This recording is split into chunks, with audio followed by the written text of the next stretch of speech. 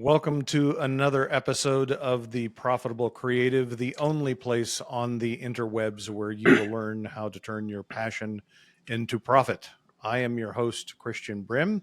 Joining me today, famed musician and music producer Peter Bunetta. Peter, thank you for joining us. Good afternoon, good morning, good evening, wherever you might be. Yes. So I We're all know here. there are a lot of interviews of you out there, so people are familiar with you and your story, but is it looking back on when you started this journey, is there something maybe that you would want to highlight in the last 40 years or so? Oh yeah, there was a pivotal moment when I was like all young musicians who saw Ed Sullivan. I'm 73. I've been at this since I saw the Beatles on Ed Sullivan that fateful night, and uh, and I decided I wanted a band as well. Were you in that Uh, audience? I wasn't in the audience. I was sitting in my. I lived with my grandparents, and we were watching Ed Sullivan. And I had been taking drum lessons, and that's when I decided that okay, we have to. I have to do this with other people, and I want to do that. Did you Um, make your grandparents crazy? I mean, not at I all. with Not the at all. drum set? No. I mean that They loved. They were very supportive, and I miss them. I lost them a long time ago when I was 21. But my grandfather was, they were of Italian descent. They were both from Sicily. And they came here. My grandfather was a fruit and vegetable guy and made enough money to buy a few apartments, buildings, and we lived in them. And my grandmother rented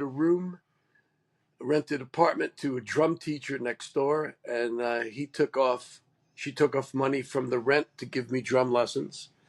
And they nice. set up the drums downstairs next to the furnace where my grandfather made the heat for the buildings. Yes. So they loved what I was doing. I would watch, Lawrence Welk with my grandmother and play on the couch with spoons and knives or whatever I could get my hands on that would bang against the corner of the couch. And then they got me a drum set, and then they loved it. No one ever said stop. And Well, if you're like most percussionists I've known through the years, you're always moving, you're always tapping, you're always, you know. I was, and sometimes I still do it at this point because I still play. And my wife says, stop that. So it never stops. You're right. Um, but at an early age, I wanted to do this, and I became focused on getting work. So I worked all the local communion parties, birthday parties, and two of my friends, one played accordion, and his name was Andre Ferrulo, and the other was a guy named Henry Fergassi, and the three of us played, and then we incorporated Mike Morato, and we were off. Eventually, Andre left. I think he's a doctor now. That's what I heard. I haven't talked to him in a billion years. Henry's no longer with us. Mike is no longer with us. But we had a very successful grammar school band. We were making $5 each, then $10 each, then $15 each.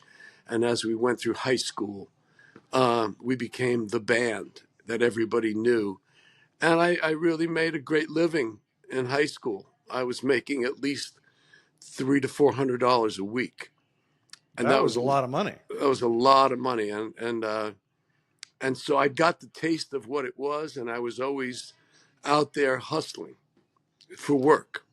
So So yeah. when did you have to start learning the business of music? When I started to further on down the road, as wanted to get into the recording end of the business and start becoming a player in the studio and chasing a record deal. Uh, the glitter of just getting a deal is all you want. You just want to get a record deal and make an album and go on tour. But after I had 3 albums with a band that I was in called Kraken on Warner Brothers, we did 3 albums. We toured with everyone. It was great. Uh, Nothing was happening in terms of we didn't have hits. And my father, who I didn't have a close relationship with growing up, he had left when I was about a month old. And then I connected with him. But he came to visit, and he's a very smart guy. Great, not great dad, but a really smart guy. Yeah. And he said to me, he felt something because I felt something. Like the band, we might have hit a roadblock. We had toured, we had put 3 records out, and nothing. We hadn't increased our finances, Right. personal or collective. And my father said, "Listen, you don't want to be a 40-year-old drummer or a 40-year-old male model. It's just not a good look. I think you should learn your business if you're going to be in this. You should learn it." And my brother was also in the business. And my brother was a manager, and he was an agent first. And before that, he was a road manager. And before that, he was a road guy. And he upped his own profile and his knowledge. And so through Al, uh, I I started to look at the business differently, and he made me aware of publishing, and he made me aware of deal. What a deal consists of: producer royalties and band royalties and publishing income. And Right. so after the band broke up, I decided to move to LA and get into the studio business. And I started playing on different people's records.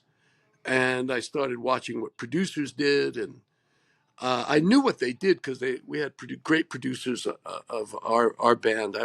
We had Russ Titleman produce our record, who's one of the great producers of all time. Did Eric Clapton, Stevie Winwood, the list goes on and on. Ricky Lee Jones. He was a Warner Brothers staff producer, and then we had Michael Omartian, who produced our records, who produced Christopher Cross, played on Asia, was the keyboard player of Asia, Steely Dan's records, and many, many more. Produced Donna Summer, wrote Worked Hard for the Money. Brilliant, brilliant musician. And so I watched them and watched everybody, and I figured, you know what? I don't want to be the one waiting for the call. I'd like to be the one making the phone call. And Yeah. so, and so, uh, my partner in the band, who had moved down from San Francisco, where we had been living for years, we moved to LA and we jumped into the business. And then a friend of ours, who I had become very close with, we had become close with, on one of my stops in Woodstock, New York, where I lived for a bunch of years. His name was Robbie Dupree. And we got a little money and we made a demo, 3 songs. And one of those songs was a record called Steal Away, which is still a big record after Yes. 45 years. And we jumped in and we became producers. And then we started learning about the budgets, our points, our royalties, uh, publishing, writing songs. And once we learned that, there was no turning back, because you see the importance of quantifying all the work that you put into learning music, and how you can really come full circle if you understand the mechanics of the business. And publishing is real lifeblood of the industry. So So let me ask you a question. You're yeah, you're in your 30s at that point. at that point, I was not I was 19, let's see, that was 1979. So I was 28. Okay. And yeah, I mean, it's just Was turning the corner. was And that a difficult transition to go from a musician to a producer where you weren't performing anymore?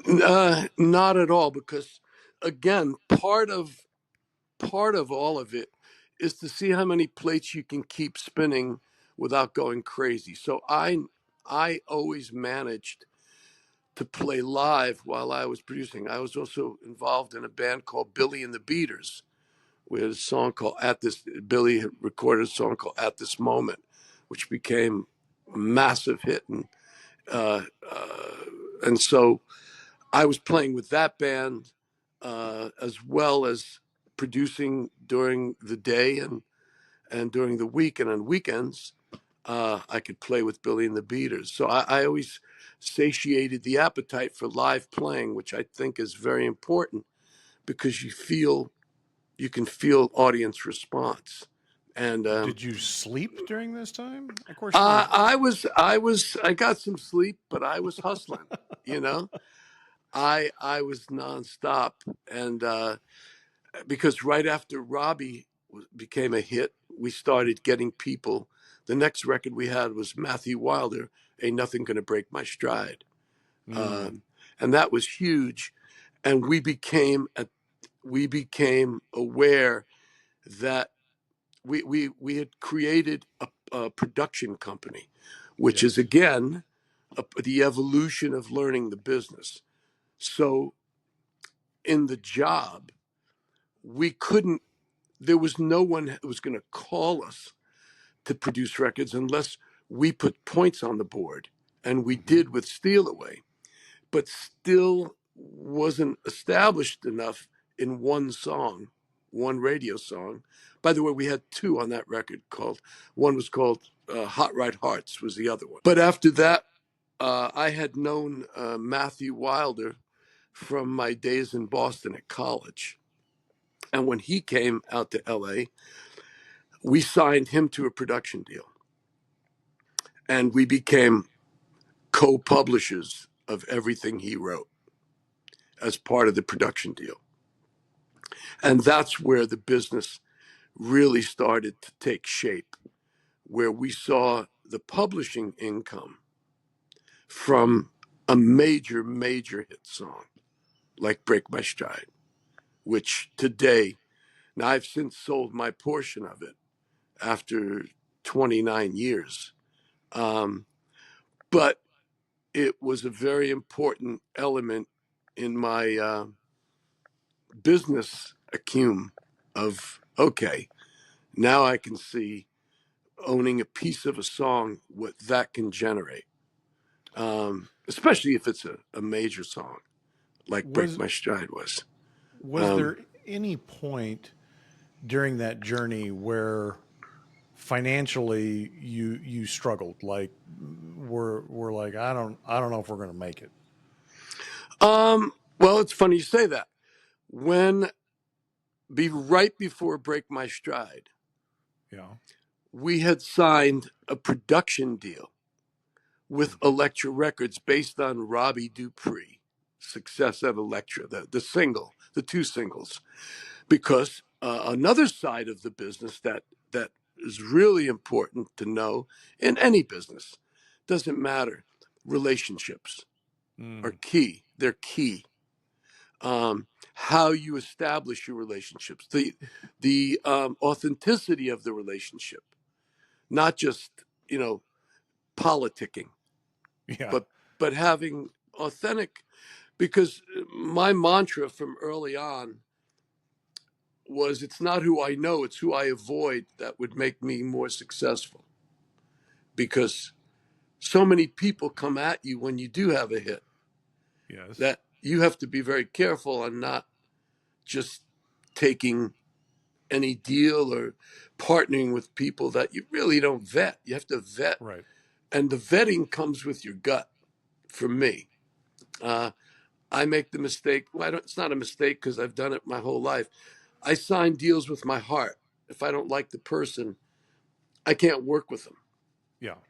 There have been instances throughout my career, but going back to your initial question, we got signed to a production deal, and I my wife was pregnant with our first son, Julian, and we had just bought a house, and Okay. they dropped us. The regime changed at Elektra between when we got signed. So the new regime just didn't honor the production deal, Did and they we were just back. figure you didn't have enough money to sue them, or? Well, it wasn't even about that. The deal was in play. It wasn't signed yet. Okay. Okay. So it was in that funny period Okay. where we were just out, but the excitement was there because, wow, we've got this deal. And now I'm having a baby, and we've got this house. And so, yeah, things didn't feel good. You're going up Everest on rollerblades at that point. You have the wrong shoes on, and so we had this song called "Break My Stride," and nobody wanted it. Everybody said it was the worst song, which made things even worse. Uh, Clive Davis threw it back at us and said, "This is the worst song I've ever heard." Really? Every record company, nobody wanted it except one little record company. A dear friend of mine who's no longer with us, named Stuart Love, worked at a little label called, I'm just blank on it. It was, oh God, Private Eye. Okay. Yeah. Whew, that felt good to get that one out. Yes. Private Eye. And with that one little label, we hit a jackpot, and it saved it gave us the next vine to go and hold on to, Right. and it was solid. It wasn't greased, it wasn't the slippery slope. And with that record, then another record came, then another record came, and then we just started getting work. It led to Lauren Wood. We did a song on the Pretty Woman soundtrack. We did two, Mhm. but Fallen was huge. And then we had the Temptations. We did a movie, and then the Temptations asked us from the movie track to do a whole album. That got us into Motown, where Smokey Robinson heard it, and we did the whole Smokey Robinson record, where Smokey won a Grammy, and it just started rolling from there. Kenny G, Michael Bolton, Soul Provider. Um, it just kept. Then people were calling us by that time. So So so by so Go is ahead. it just the success, or what else do you attribute Well, that I that attribute it to back to, yeah. First of all, you have to. They take you off the court if you're not scoring points. Okay. You gotta score. So in any business, if your sales are not happening, you're gonna have to close the store. Right. You have to. So how do you get people in the store, and what products are you selling? The quality. Why sell Naugahyde as real leather? You got to Right. have real goods. And if you know it, just know what you're selling. I knew what we wanted. We wanted great song. Well, at the time, it's all you did have. You had great singers and great songs. There was no Pro Tools. There was no. It was all analog. It was musicians together. It was very, very formidable. It had a place. It's been the history until the digital revolution. It was, there was no fixing the vocals with a machine. You had Right. to sing. Right. So we just tried to find great songs, and we were always working with people who could sing. Whether it was, we had such a wide palette from Judy Collins. I worked with John Prine. I worked with the great Steve Goodman. Um, you know, the list goes on of great singers and artists, real artists. So once it got rolling, we would just, you had to be smart. with my wife was very smart. My wife, I just she took care of the finances. I mean, the investing, and she's very property conscious and land. So Yes. we would buy. We moved like 6 times to keep upgrading our position as our children got older, and real estate was really good for us. So I know people that have made a lot more than I have and have nothing to show for it because remember, along the way, there's a lot of landmines out there, and one of them is, and it doesn't matter what the industry is, but in our industry, you equate it with ours because it's rock and roll, but drugs along the way. I have so many friends that have, uh, spent their rewards in places that there were no returns, um, and so I was pretty lucky that way. I wasn't. Uh, Addicted to anything except making music, Yeah. and and so at this age now, I don't.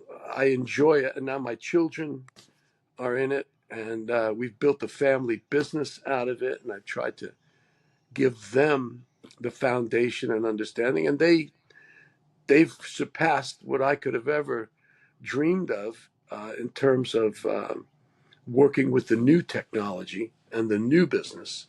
Well, Uh, let's talk about that for a minute. So, yeah. the whole idea of family businesses is kind of antiquated. There's not a lot of businesses that pass on from generation to generation anymore. Did you push your children to be in business? It's so funny.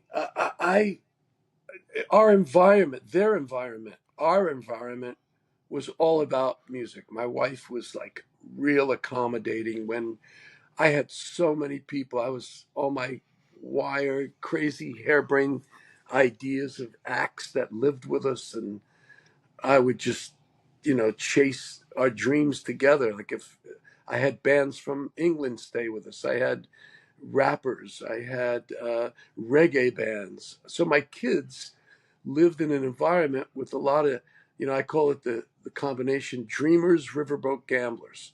Um, I was the riverboat gambler, and we were all the dreamers. And so my kids saw this energy.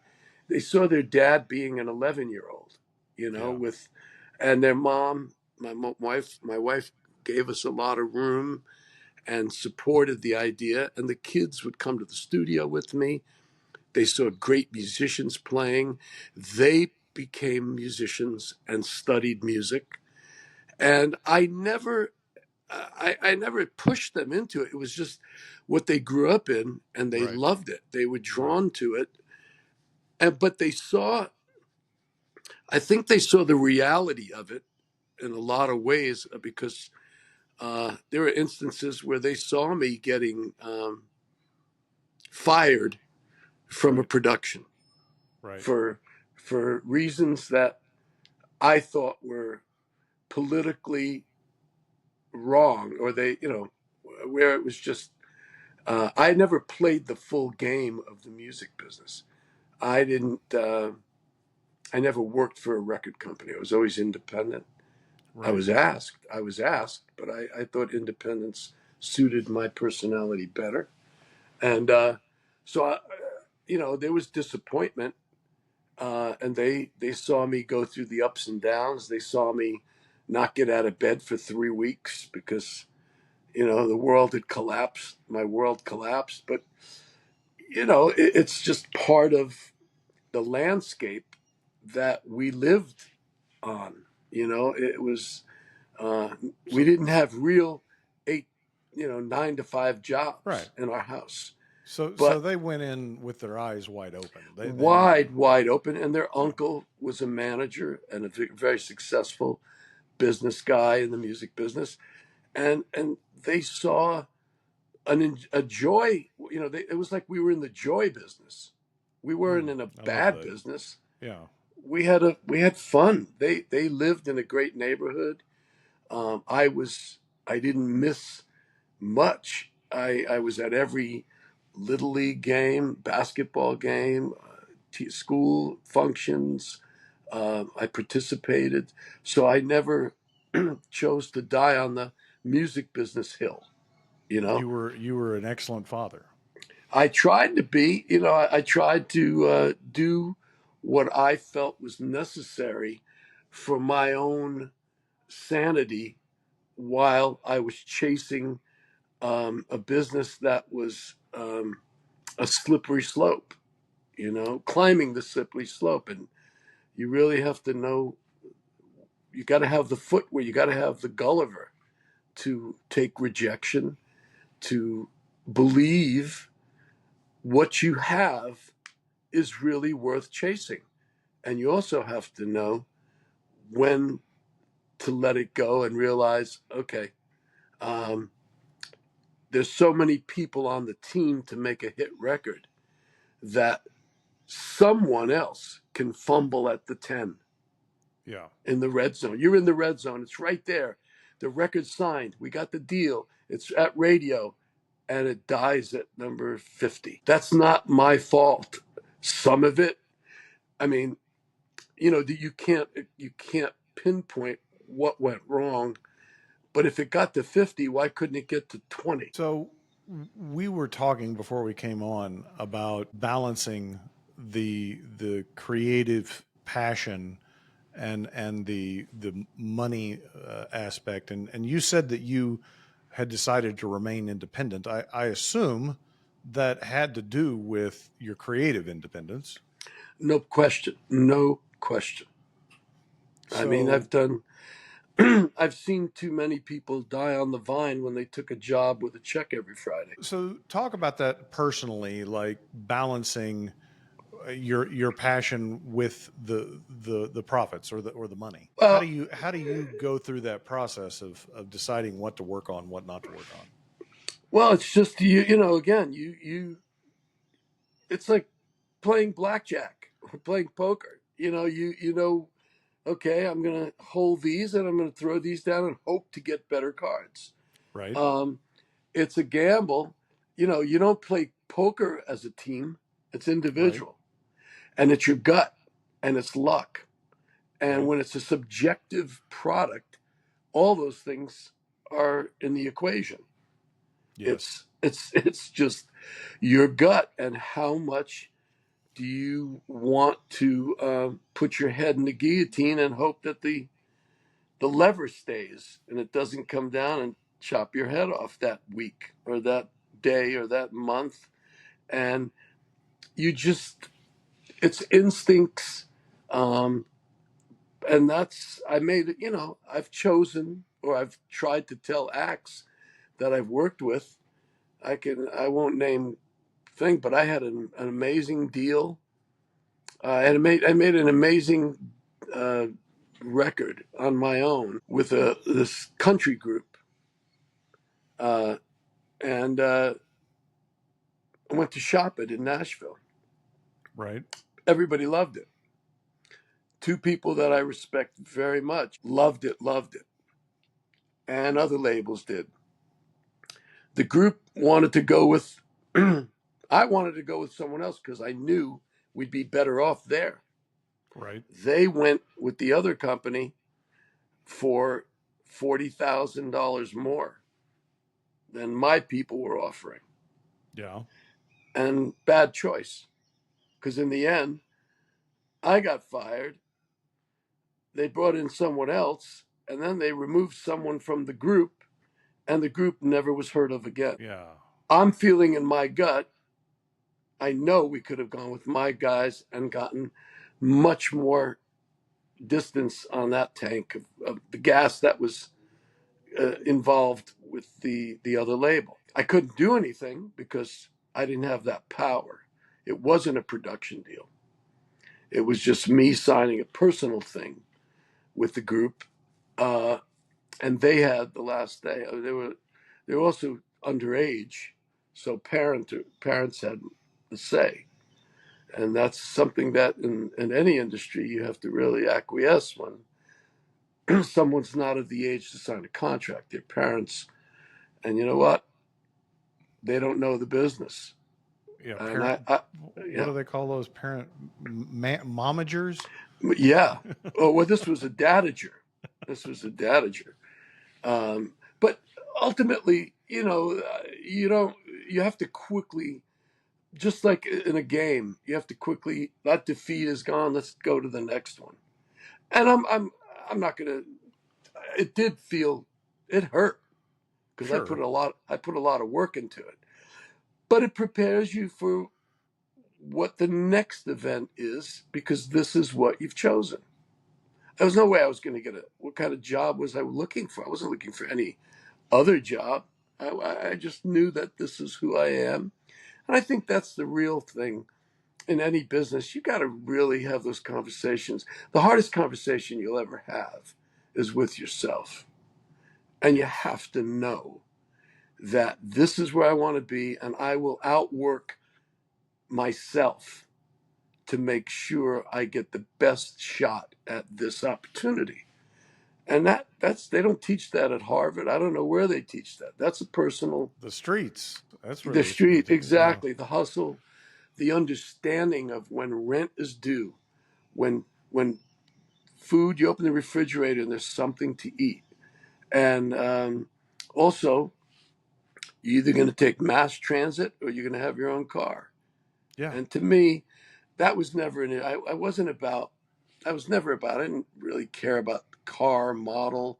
I was never. It was more from the internal versus the external. And Yes. I would recommend anyone to really do the work from the inside out, not the outside in. Doesn't matter. Nowadays, the playing field is good. You don't need a big office anymore.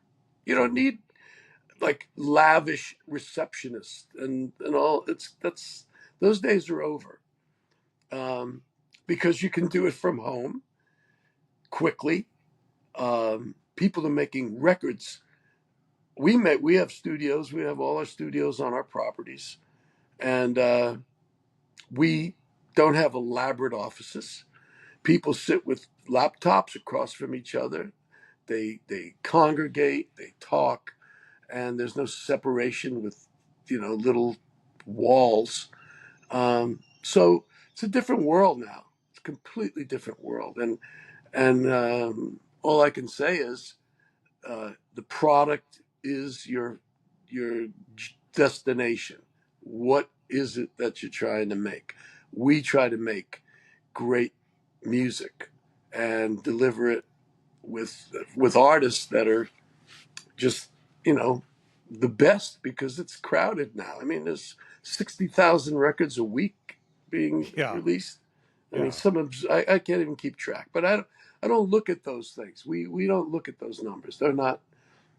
They don't mean anything to us. We just know what we have to do, and so that's all we have control of. And So I think, yeah. I'm sorry, go ahead. Oh, I was just going to say, like anything, if you're in a race, the minute you look to the side, you're going to lose that tenth of a second. As the Hmm. great Seinfeld episode, not episode, but he goes the Olympics. The difference between gold and silver. It's like here, Yeah. here. Yeah. You know, it's. I'm always amazed when I go to these these farmers markets. Hmm. Everybody's selling the same thing next to each other. Why do I buy oranges from that guy and not that guy? They're Yes. right next door to each other. There's something has to happen. The way they have the signs, the way the bags are, the way one uses Venmo, the other just takes cash. It's just so many variables of everybody does it differently.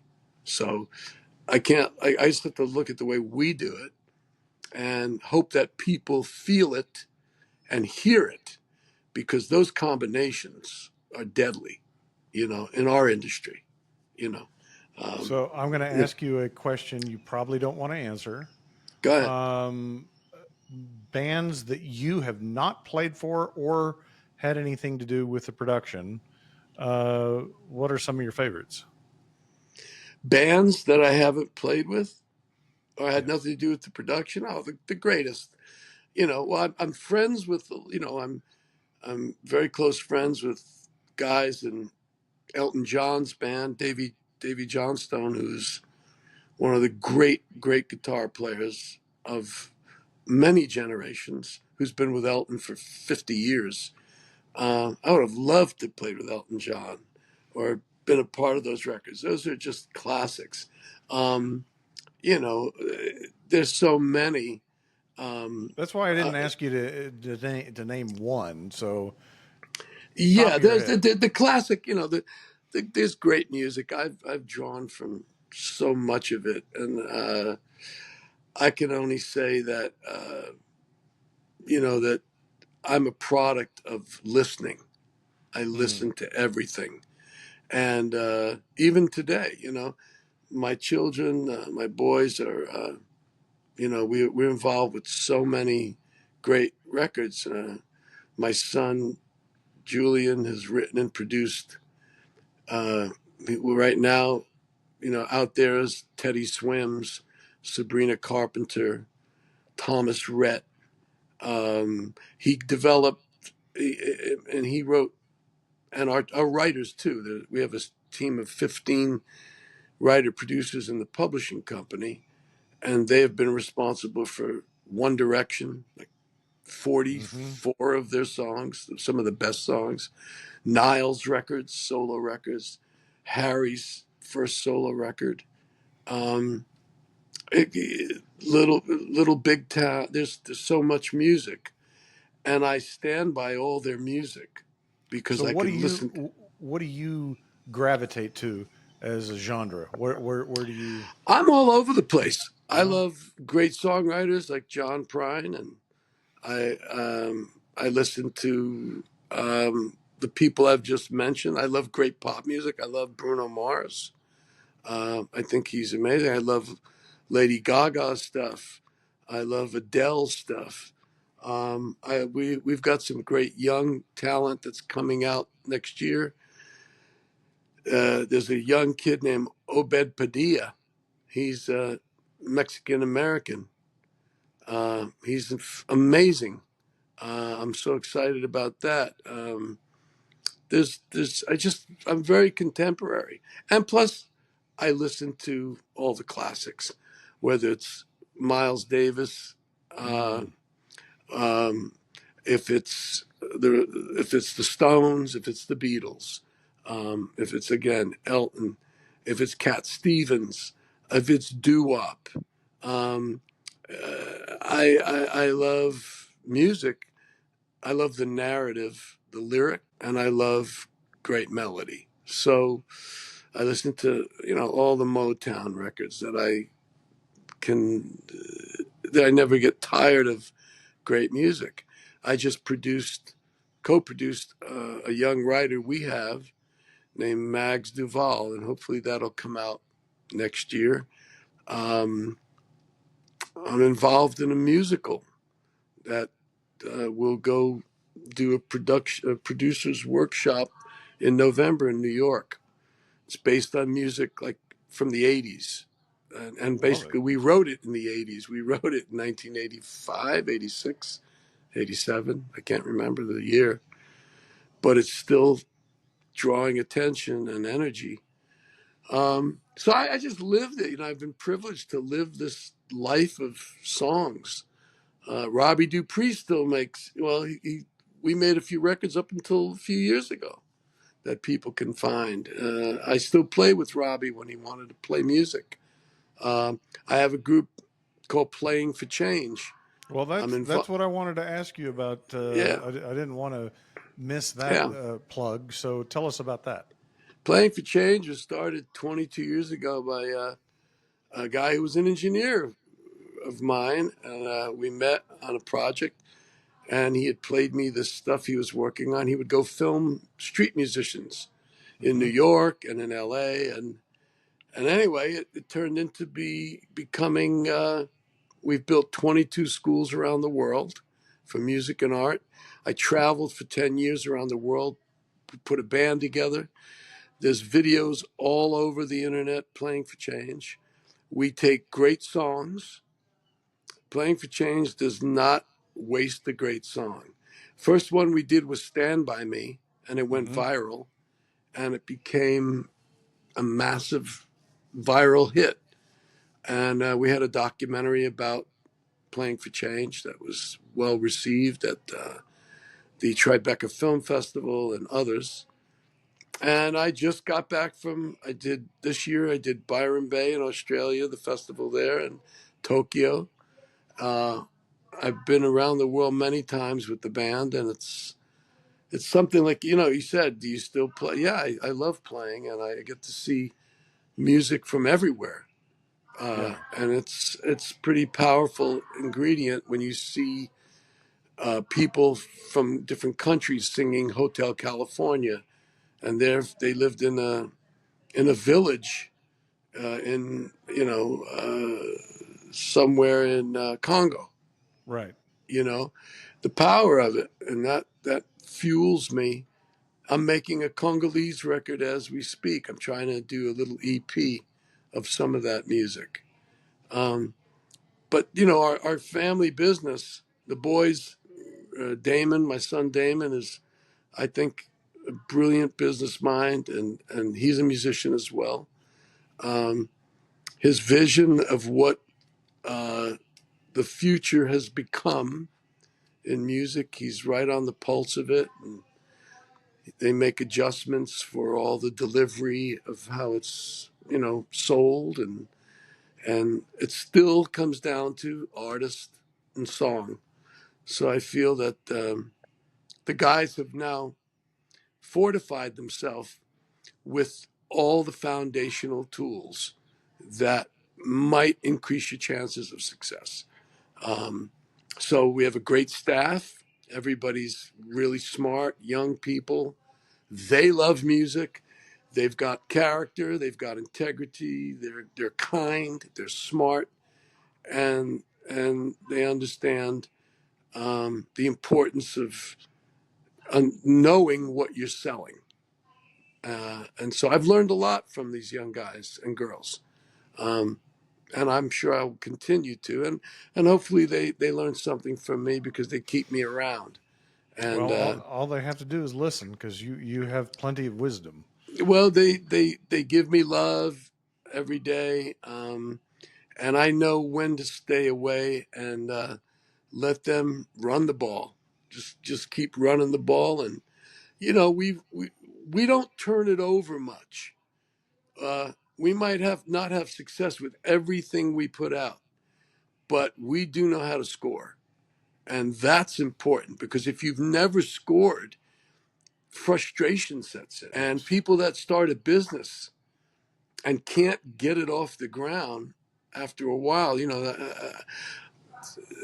there's time constraints. I mean, you only got so much money to fuel a business until you got to make some money before Yeah. it can. You got to, you get your loan, you borrow it from people, however you do it. I told my sons when we started, let's keep $20,000 in the bank account all the time. Let's just never get below that. So we could take people out for breakfast, lunch, or dinner. We can buy some upgrades of equipment, and we'll just keep hustling. And that's what we did. In the early days, you know, my son, we got him a publishing deal at Warner's, so that gave him income. That was active income. Right.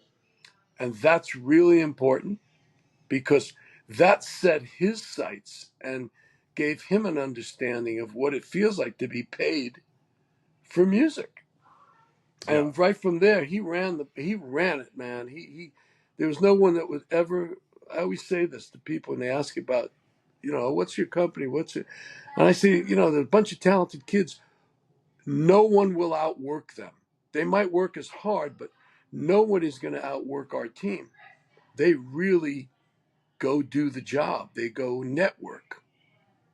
They go understand the importance of taking someone out for a dinner and just the social aspect of Right. networking. And again, not to politicize it, but to start relationships that really are important, whether it's with the major labels or now in the digital world, the people that run the Apple playlists and the Spotify's and the Amazons and all the different portals that sell music, um, and just knowing the promoters of festivals, managers of artists, your whole, what my dad said to me way back, know your business. And the music business is growing and growing and growing because a young kid sits in his bedroom and then puts it out there, and before you know it, a record company sees that like 50 million kids are Right. streaming that song, and then they sign. That's the new business. It's just the way it's turned out. I have learned about it. I don't have to actively do it because all the company does that. The guys do that. And my sons know how to direct and empower everybody to grow and to, go do it. We can't hold your hand. I didn't hold my kids' hands along the way. They had to go out and feel it for themselves, and they did. And like I had to, like we all have to. But I think failure is it's a piece of this recipe for success. If you don't fail, if you never get knocked out in the ring or get punched in the face, you don't know what it feels like. And Yeah. you've got to be able to take that and come back and throw as well. And I think, the rejection, maybe call it not failure, but rejection is a better word. If you don't have the thick skin when people tell you no over and over again, and your gut's telling you, wait a minute, I know this is good, you're not going to survive it. And that goes for anything. That's Yeah. any business. I mean, obviously, if you open up a restaurant, like no one gets food poisoning in the music. You get ear poisoned by bad Right. music. But, in other businesses, there's some serious guidelines. In our business, we're just making it up. We're just making it up, really. And I tell everybody that in the company. Don't take yourself that seriously. Take your work seriously. And in that, you'll find the craft. It'll appear to you what the craft is, and then you just have to really get better at the craft. Like a carpenter or a metal worker or a mechanic, just get better at the craft. And you'll have repeat business. Without that, there is no I, business. There is no I, business. I love that. And Peter, I thank you so much for your time and your wisdom for sharing that. You're welcome, Christian. It's Um, great. Um, Listeners, if you like what you heard, please rate the podcast, share the podcast. If you don't like Peter, then I'm I'll really go see my sorry. therapist. Right. Until later, ta ta for now. Thank you, brother.